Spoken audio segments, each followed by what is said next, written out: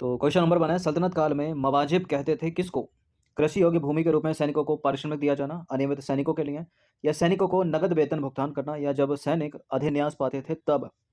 सल्तनत काल मतलब दिल्ली सल्तनत काल में मवाजिब शब्द जो है वो रिलेट करता है सैनिकों को नगद वेतन का भुगतान करने से। तो सल्तनत काल में सैनिकों को नगद वेतन भुगतान करने को जो है मवाजिब कहते थे। क्वेश्चन नंबर 2 है, निम्नलिखित में से कौन सी इमारत में जो है हिंदू वास्तुकला की विशेषताएं भी समान रूप से दिखाई देती हैं? ऐसा क्यों? क्योंकि जब इसका निर्माण हो रहा था तो इसके निर्माण के लिए हिंदू मंदिरों को तोड़ा गया और उन मंदिरों से जो चीज़ें निकली वो जो है इसमें लगाई गई, और ये है 2.5 दिन का झोपड़ा, ऑप्शन नंबर बी।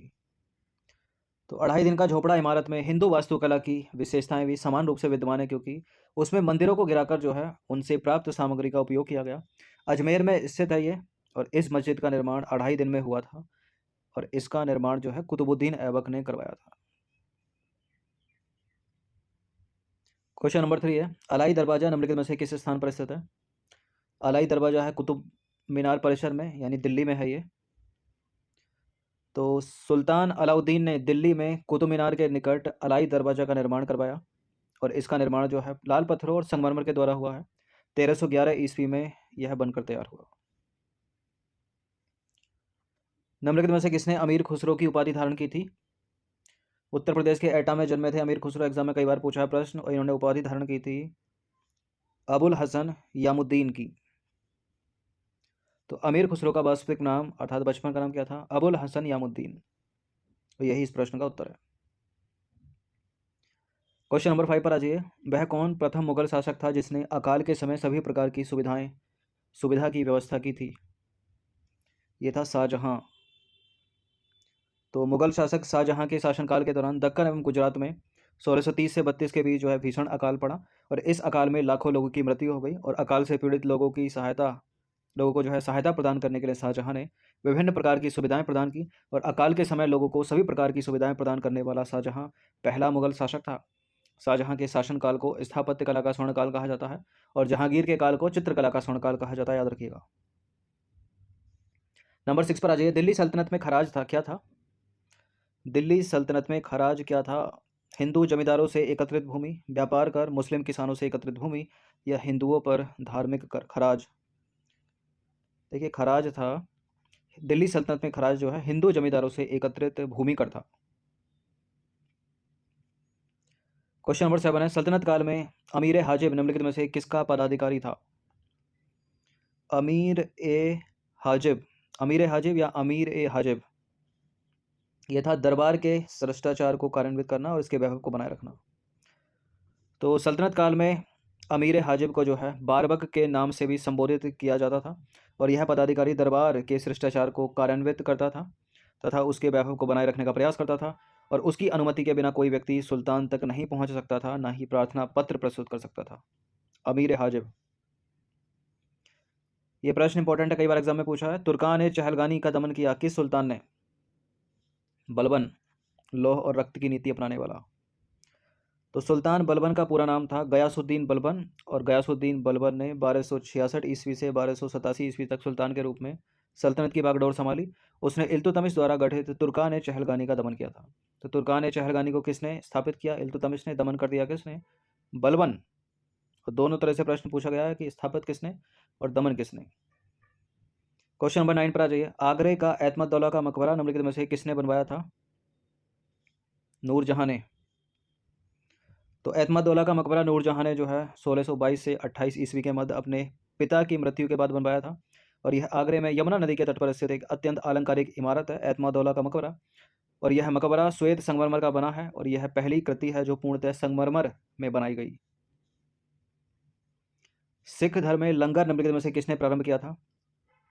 सिखों के प्रथम गुरु ने ही प्रारंभ किया था, गुरु नानक देव। 10 के 10 गुरु हैं सिखों के, एग्जैक्ट नाम के साथ और क्रम के साथ याद रखिएगा, ठीक है। इंपॉर्टेंट पहले, 5वें, 9वें और 10वें ज़्यादा पूछे जाते हैं। 10वें गुरु गोविंद सिंह, पहले गुरु नानक देव, दूसरे गुरु अंगद देव और 5वें गुरु अर्जुन देव।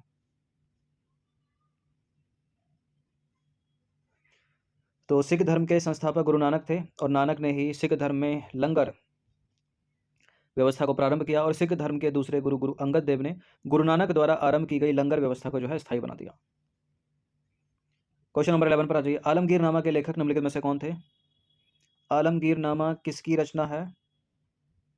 मिर्जा मोहम्मद कासिम की। तो आलमगीर नामा का लेखक मिर्जा मोहम्मद कासिम था और इस पुस्तक से औरंगजेब के प्रारंभिक 10 वर्षों के आधिकारिक इतिहास की जानकारी प्राप्त होती है। मिर्जा मोहम्मद कासिम।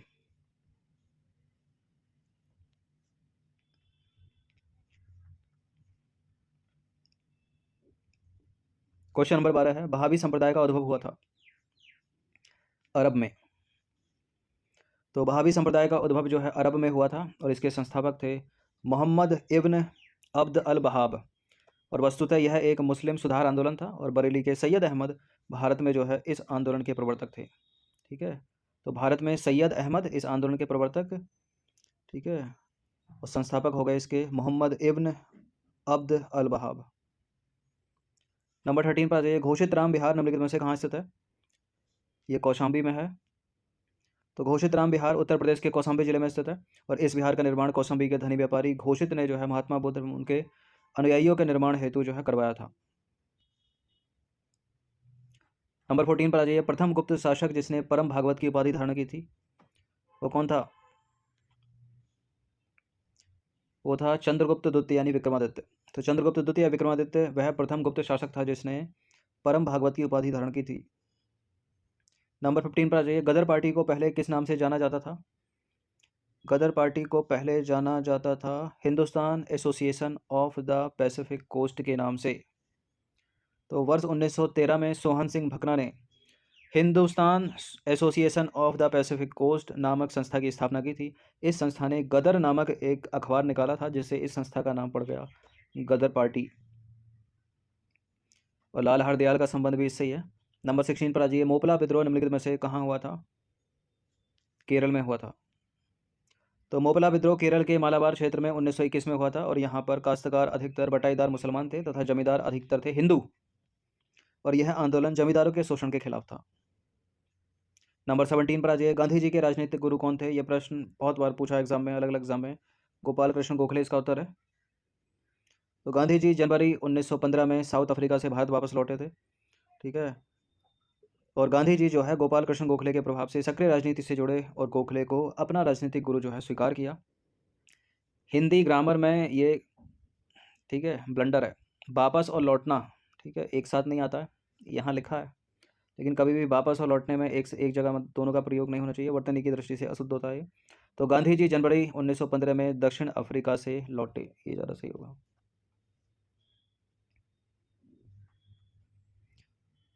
नंबर 18 पर आ जाइए। महाबलीपुरम के रथ जो सप्तरथ मंदिर है उनका निर्माण हुआ था, किसने करवाया था? नरसिंह वर्मन, नंदी वर्मन, परमेश्वर वर्मन, महेंद्र वर्मन। नंदी वर्मन नहीं है, महेंद्र वर्मन नहीं है, परमेश्वर वर्मन नहीं है, ये है नरसिंह वर्मन। तो महाबलीपुरम के सप्तरथ मंदिर का निर्माण जो है नरसिंह वर्मन द्वारा कराया गया। क्वेश्चन नंबर 19 पर आ जाइए। तमिल संस्कृति के स्वर्ण युग के रूप में किन सम्राटों का युग माना जाता है? चोल वंश। तो चोल सम्राटों के शासनकाल में राजनीतिक और सांस्कृतिक दोनों ही दृष्टि से तमिल क्षेत्र की उन्नति हुई, इसलिए चोल साम्राज्य को तमिल संस्कृति के स्वर्ण युग के रूप में जाना जाता है। क्वेश्चन नंबर 20 पर आ जाइए। दिल्ली के सुल्तानों में किसने खुद को खलीफा घोषित किया? दिल्ली के सुल्तानों में खुद को खलीफा कहने वाला था कुतुबुद्दीन मुबारक शाह खिलजी। ठीक है, यानी Mubarak Shah Khilji, option number D. तो पूरा नाम है कुतुबुद्दीन मुबारक शाह खिलजी को स्वयं को खलीफा घोषित किया, उसने स्वयं को खलीफा घोषित किया और इसका शासनकाल 1316 से 1320 तक रहा। तो मध्यकालीन भारतीय इतिहास के ये कुछ 20 प्रश्न थे, इनकी प्रैक्टिस आप एक बार कर लीजिएगा। धन्यवाद।